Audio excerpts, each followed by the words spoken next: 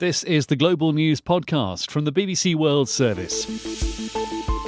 This is Andrew Peach, and at 13 hours GMT on Thursday the 8th of August, these are our main stories. UN climate experts say meat and dairy production are fueling global warming and the world must change its diet. Dramatic developments in Kyrgyzstan as the former president calls on supporters to defend his residents from security forces. And they forced me to wear niqab and hijab. If I want to play and then take it off, they beat me. The Saudi sisters who are hiding in Turkey after escaping from their family. Also in this podcast, our policy is clear, and that is liberating our country. Our policy is not killing our own people. A Taliban spokesman says agreement with the US over peace in Afghanistan is very close. How a woman MP in Kenya caused outrage by taking her baby into Parliament. And the bare facts about nudism in Germany and why it's on the decline. UN scientists have warned the world must look after the land to help tackle climate change and that rising temperatures are putting food supplies at risk. This is a major report by the Intergovernmental Panel on Climate Change, or IPCC. It says it believes ever-increasing consumption of meat and dairy products is causing soils to release carbon previously trapped underground, leading to further heating of the atmosphere. Valerie Masson-Delmotte is the co-chair of one of the IPCC working groups. We humans affect more than 70% of ice-free land. A quarter of this land is degraded. The way we produce food and what we eat contributes to the loss of natural ecosystems and declining biodiversity. When land is degraded, it reduces the soil's ability to take up carbon, and this exacerbates climate change. The scientists highlighted the fact that plant-based diets had a lower carbon footprint than other types of diet. I spoke to our environment analyst Roger Harabin, who's in Geneva, and asked him whether the UN scientists are really telling us all to become vegetarians. I think if you talk to them privately, a lot of them would say absolutely the world should move towards vegetarianism and veganism. They cannot say that officially. This is a major governmental report, intergovernmental report, involving all the nations of the world and advisors from the world of science. And together they have to thrash out a compromise document which doesn't offend anyone. If it offends anybody, then they stay up for even more of the long night sessions that they've had throughout this past week. So the document is a compromise. Reading between the lines in it, it is quite clear that we can make major inroads into emissions from agriculture if we eat less red meat, not necessarily vegan or vegetarian, but just cutting portion sizes or maybe eating red meat less often. It also makes many points about large-scale agriculture and forestry, about the way they are damaging the soil and releasing CO2 into the atmosphere. And Roger, what's their analysis of what will happen if things continue as they are at the moment unchecked? They made that clear last year in the assessment report, which looked at whether or not we could hold global temperature rise to 1.5 Celsius. They're warning that at the moment, that the way things are going, a global temperature will rise 3, perhaps more degrees, and they're pinpointing land use this time as one of the things that's been neglected in terms of how we can cut greenhouse gas emissions. So one thing that the previous speaker didn't say was that around a quarter of all our emissions that are heating the planet are coming from the way we use the land. 3/4 are still coming from our cars and factories and energy systems and what have you, but a quarter is coming from the land. And the scientists here are making the point that really, if we don't solve the problem with how we're treating the land, we won't solve climate change. The report doesn't state in so many words, but that is clearly what the scientists mean. Our environment analyst Roger Harabin with me from Geneva. Now, as we record this podcast, there are reports from the Central Asian country of Kyrgyzstan that a second raid is underway to try to arrest the former president, Almazbek Atambayev. Special forces first stormed his residence on the outskirts of the capital on Wednesday. Gulnara Kasmanbet, the editor of BBC Kyrgyz, told me more. Everything is happening in such a fast pace, as if we are watching some dynamic detective story, really. It's a movie unfolding in front of our eyes. Atambayev's supporters were about to start their rally in Bishkek, and suddenly one of them shouting, "We are going back to Atambayev's compounds because a second raid being prepared there now." And then people immediately moved. We quickly checked and realized that the road was already blocked by the police because our correspondent wants to arrive first and see what's happening there, but he couldn't go through.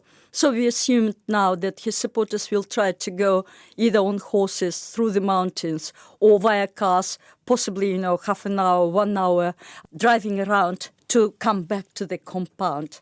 And this sounds like a potentially explosive situation. It is, potentially. This is very volatile because Kyrgyzstan is a very small country sandwiched between Russia and China and surrounding Central Asian countries. And they don't need tens of thousands of protesters to shake the whole country. It is stories like this where locally something emerges and explodes. Why it is so volatile? We've already got a case yesterday when normal civilians, supporters of President Atambayev, ex-president, maybe members of his Social Democracy Party, and they were just normal civilians. And the police forces, they are civilians too. And suddenly we saw their clash yesterday, resulting in 48 people wounded. One officer has died already, leaving behind his 4 children. And all of these are Kyrgyz people, Kyrgyz citizens. That's why it is volatile, because it is happening amongst themselves. And we don't know which platform it will take. Is it going to be a party against party, or is it going to be something against the current president because somebody used, even if they used bullets made of plastic, still they shot at them. And that creates a resentment amongst people. Gulnara Kasmanbek from BBC Kyrgyz. The Russian government says there's been an explosion at a naval testing facility in the far north. As we came into the studio, it was confirmed that 2 civilian specialists had been killed. An official said the city had recorded a short-term increase in radiation after the blast, but the Russian Defence Ministry said radiation levels were normal. Sarah Rainsford reports from Moscow. Russia's defence ministry says the explosion happened as a jet engine was being tested at a naval facility near Archangel.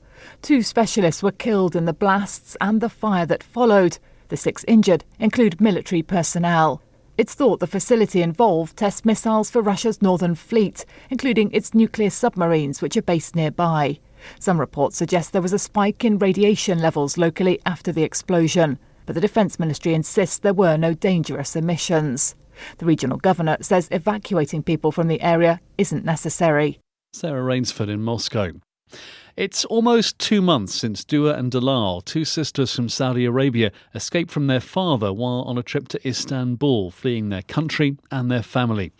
They're the latest in a string of Saudi women who fled their highly conservative homeland. They're now in hiding in Turkey's biggest city, hoping to claim asylum in a third country. Our Turkey correspondent Mark Lowen went to meet them. It's a cramped apartment in Istanbul. The kitchen is sparse. But for Saudi sisters Dua and Dalal al-Shawaki, it's still freedom. They've lost count of how many times they've moved since June, shifting every few days as they hide from the life they escaped.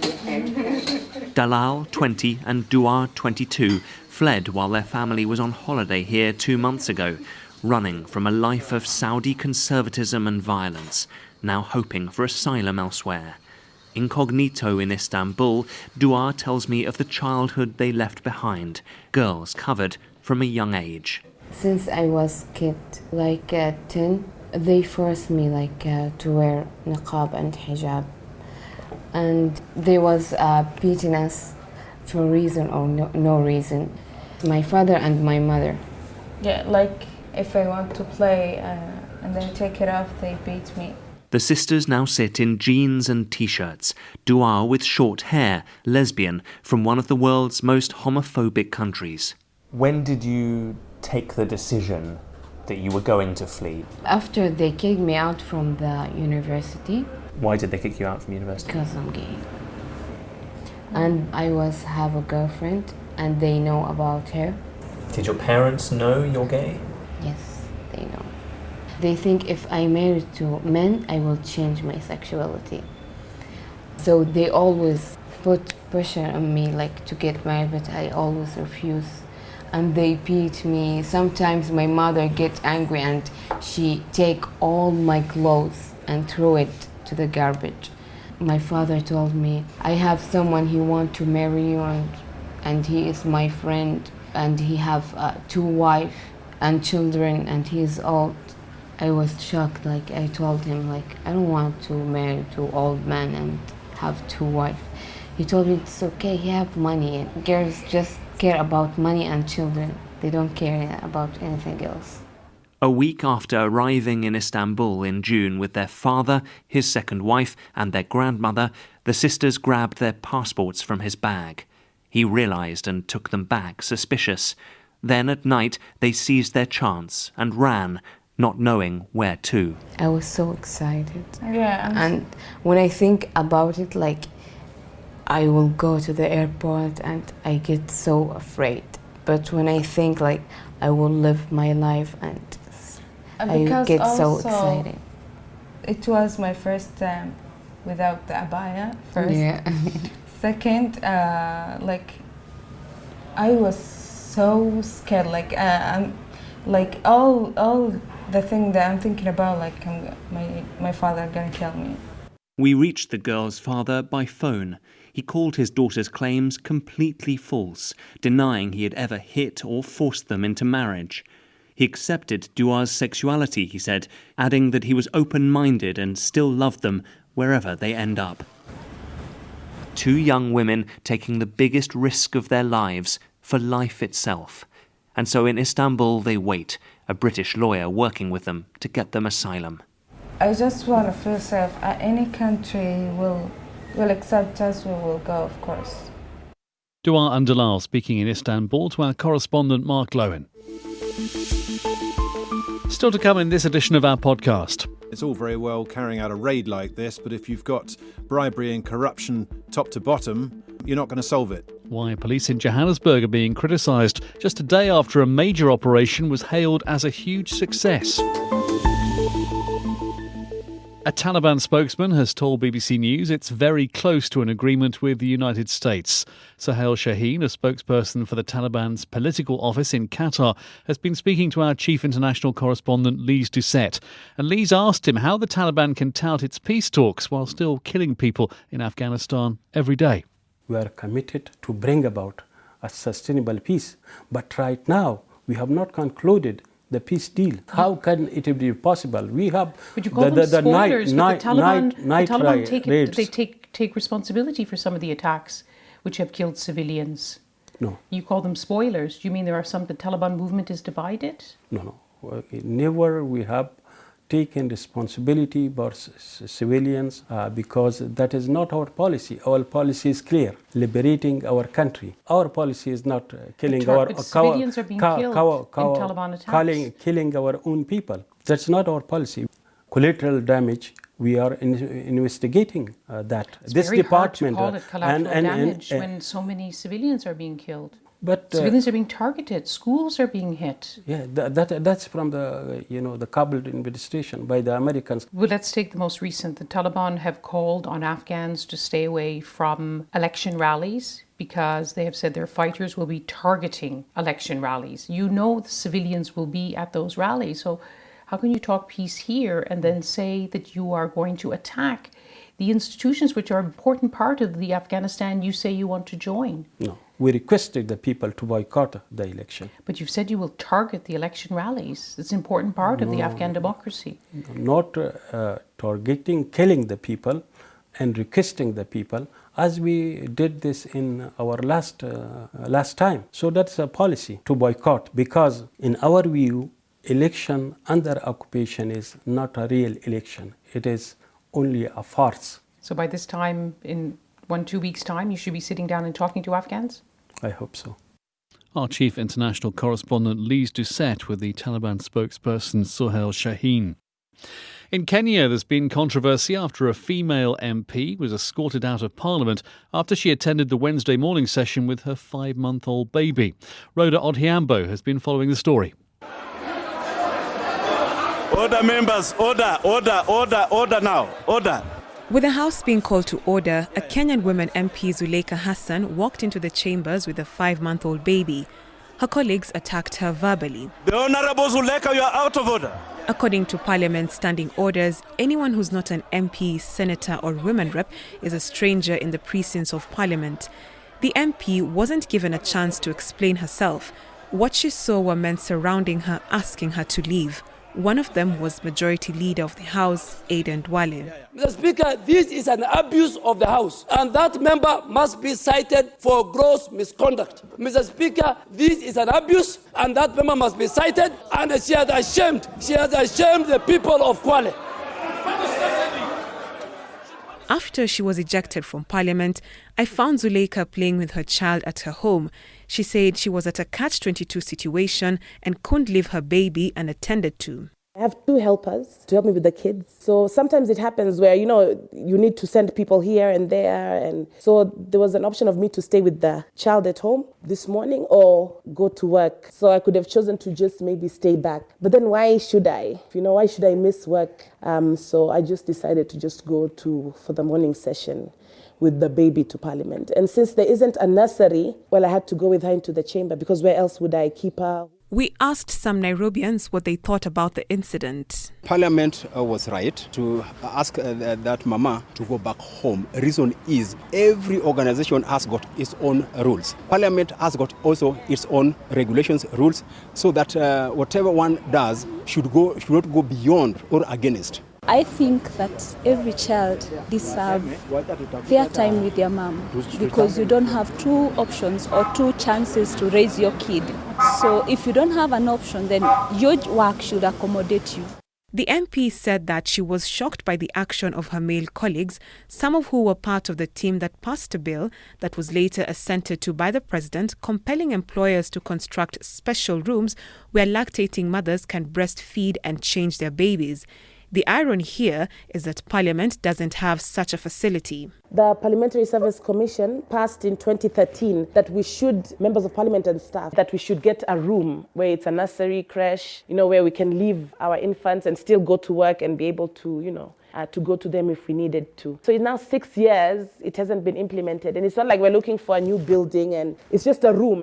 Unfortunately, only a handful of companies in the country have fully fledged lactating rooms, and with Parliament having none is a clear indication that the country has a long way to go in ensuring that nursing mums don't feel out of place at their workplace. Zuleka, together with other MPs, intend to push the country's Parliamentary Service Commission to put up a special room in Parliament to set an example to other companies in the country. Rhoda Odhiambo reporting. What a difference a day makes for police in Johannesburg. On Wednesday, armed officers raided the city's central business district, arresting hundreds of undocumented foreign nationals and confiscating tons of counterfeit goods and unlicensed firearms. There was much praise for the way they handled themselves. Today, things don't look so rosy. Africa regional editor Will Ross told me why. Well, the police have made a fairly interesting, if not astonishing, admission that 7 officers were arrested during the raid. Now, they're saying that 5 police officers were trying to sell some of these counterfeit goods back to the illegal traders, and they're going to face charges of corruption and defeating the ends of justice. And 2 members of what's called the Tactical Response Team tried to leak information about the planned operation to the people living there or operating those shops in downtown Johannesburg. And there's been an interesting reaction with some people saying things like many more where those 7 came from and bet my top dollar they're out already. So quite a lot of scepticism in South Africa about the arrest of these 7 police officers. Quite a lot of humour and banter on social media about this story, but actually it underpins something more serious. Yes, and there obviously are people who feel that it's all very well going after the people selling these counterfeit goods, but as one person on Twitter, Kay Sechwale, pointed out, she says, how many checkpoints do these counterfeit goods pass through before they reach a store belonging to an illegal immigrant? How many bribes are paid? She says the real problem doesn't lie in downtown Johannesburg. In other words, she's saying there is deep-rooted corruption that means that these counterfeit goods there, and it's all very well carrying out a raid like this, but if you've got bribery and corruption top to bottom, you're not going to solve it. Our Africa regional editor Will Ross. In New Zealand, legislation to make it easier for women to have abortions has overwhelmingly passed its first vote in Parliament. The country's laws on abortion and contraception are 42 years old. The biggest change being proposed is removing a stipulation for 2 doctors to approve every abortion on physical or mental health grounds. Paul Henley's been finding out more from Andrew Little, New Zealand's Justice Minister.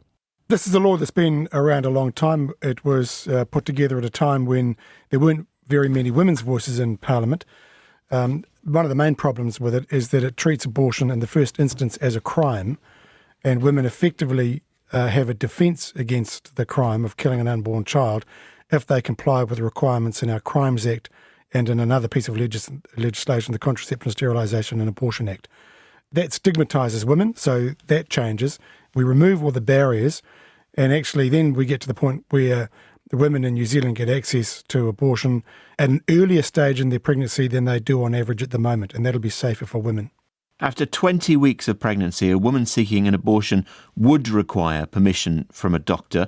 Is there an upper cut-off point where no abortion will be permitted? That is what pro-life groups are calling for.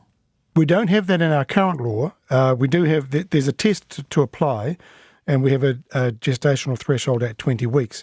But we do have a very small number of abortions that do happen after 20 weeks, and that tends to be because the woman's life is threatened or the fetus is compromised, very, very heavily compromised.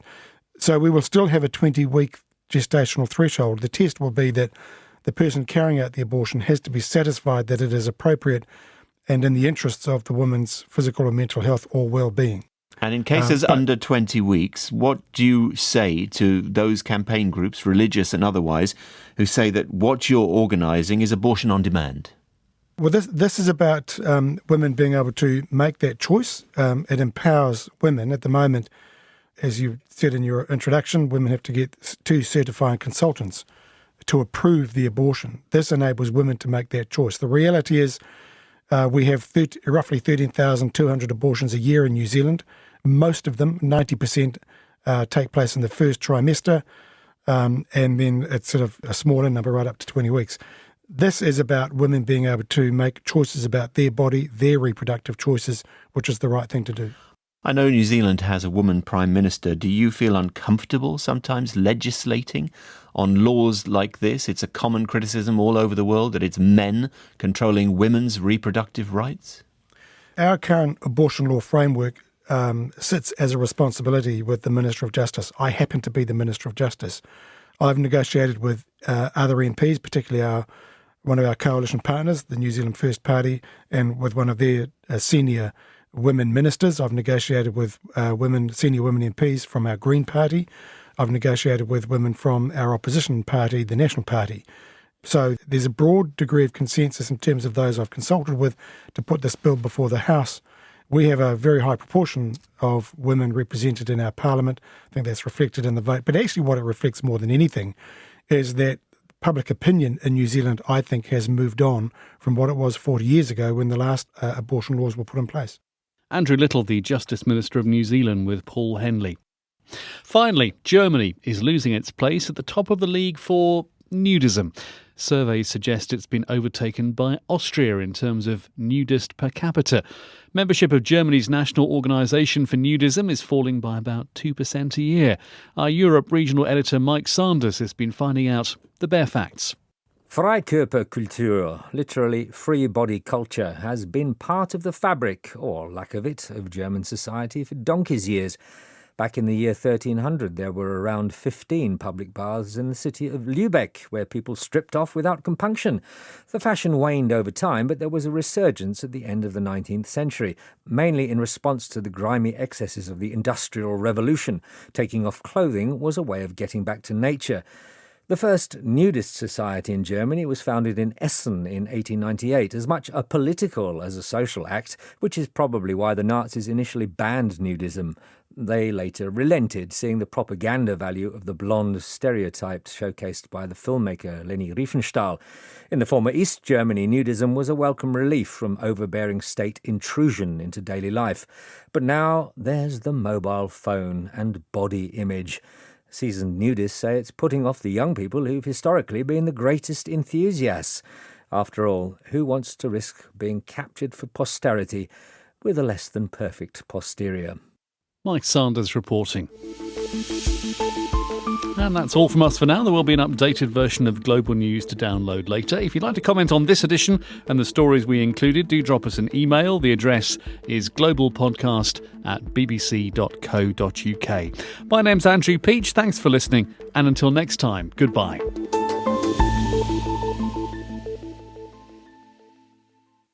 Music Life. Music Life. Music Life. Music Life. It's about how you love music. Is anyone listening to what I'm making? Wow, that's so cool. Oh, that sounds sick. It's a really beautiful song. You can't see me, but I'm really excited. Speaking to musicians from across the globe. We're in private jets and 5-star hotels and all the rock star trimmings. You're both on the same album of mine, but you've never met. That's so cool. About how they make their music. Yo, this is a banger, man. I know I need to just give some extra energy. Finding out all about their creative processes. When you change things, you surprise people. Oh, okay. People like this. We're not annoying anybody. And getting to the bottom of why they do what they do. When someone comes up to you and tells you how your song helped them through a time, for me, that's the most satisfying thing. Music Life, a brand new podcast from the BBC World Service. Hear the teaser now by searching for Music Life wherever you found this podcast.